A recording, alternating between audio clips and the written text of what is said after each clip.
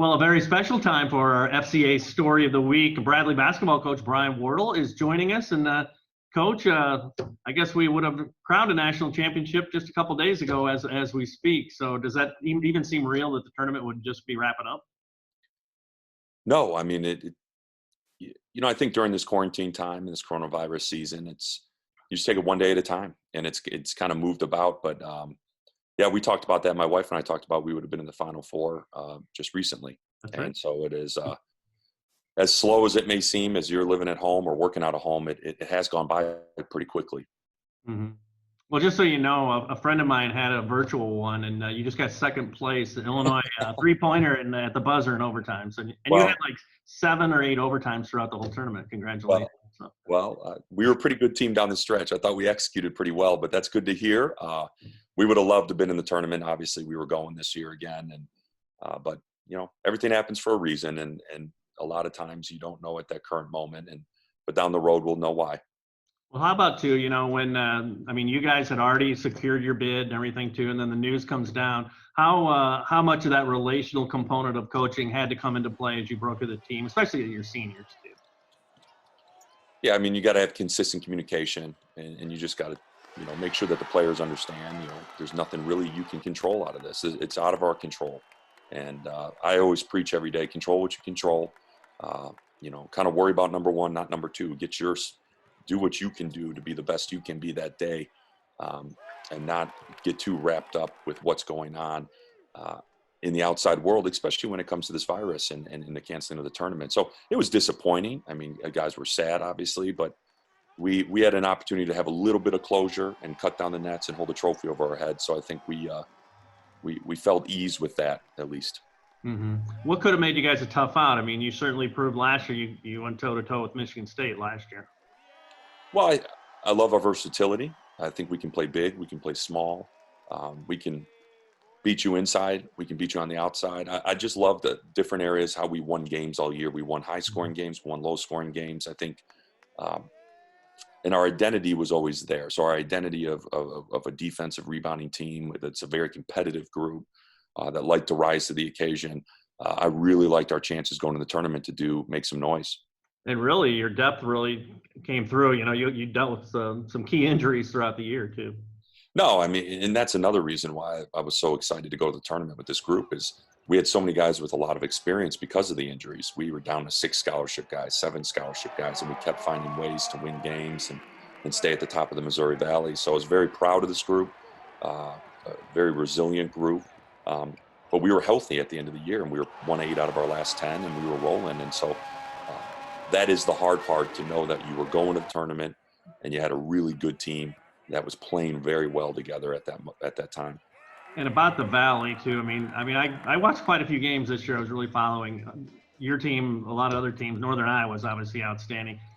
Should this be a two-bid league? It just seems like they're just such competitive fire, and guys stick around, those kind of things, and they've developed into really good college basketball players.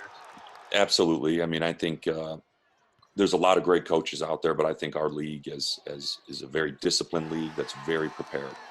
And it's hard to win on the road in our league. We have great crowds. We have great cities that love basketball and support their teams. And I think when you come into our league, every night you can get beat. We don't have any weak teams. And there's other leagues you can see there's 2 to 3 to 4 teams at the bottom that aren't very good, and then 2 or 3 or 4 at the top that are very good.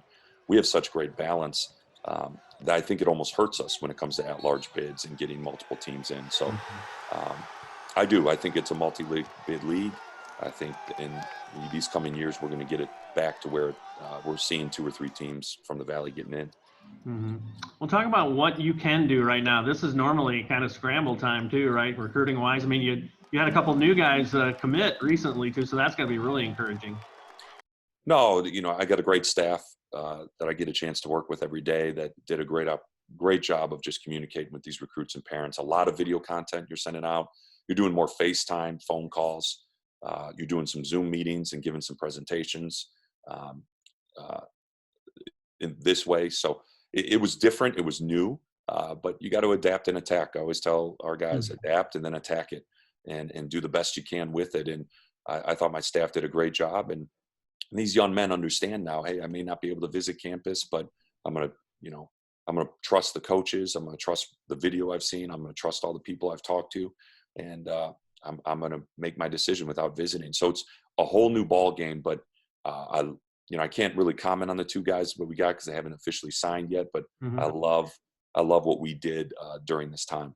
Mm-hmm. And how about like when you're assessing video? I mean, it's everybody's greatest hits when they send it in, and Yeah. you want to go watch them play. So I mean, what dynamic has that brought for you guys, you and your staff? Well, it's different. I mean, I'm in person. I love eye contact. I love spending that 48 hours when you get a recruit on campus to visits, and just seeing them interact with their teammates, their coaches, if you're evaluating them. So you missed out on that a little bit. But you got to make the most of what you have. And I think we did that with our recruits. Now with our current players, you asked me earlier, we really can't do anything. Everything's voluntary. They're just quarantining too right now and trying to find ways to try to stay in shape. And a lot of the parks are closed down too, and hoops are. So they're just finding new hobbies. I keep telling them, find new hobbies, read a book.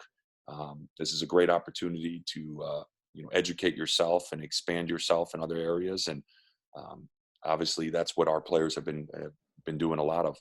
Well, listen, we're so happy for your success. I'm a Bradley grad. My wife is. My two daughters, they met their husbands there, and our 5 grandchildren are going to be future Bradley Braves too. So thanks for a great season. Thanks for a great season. We all followed you guys, and I made a few trips down there. So, and thanks for joining us for the FCA Story of the Week.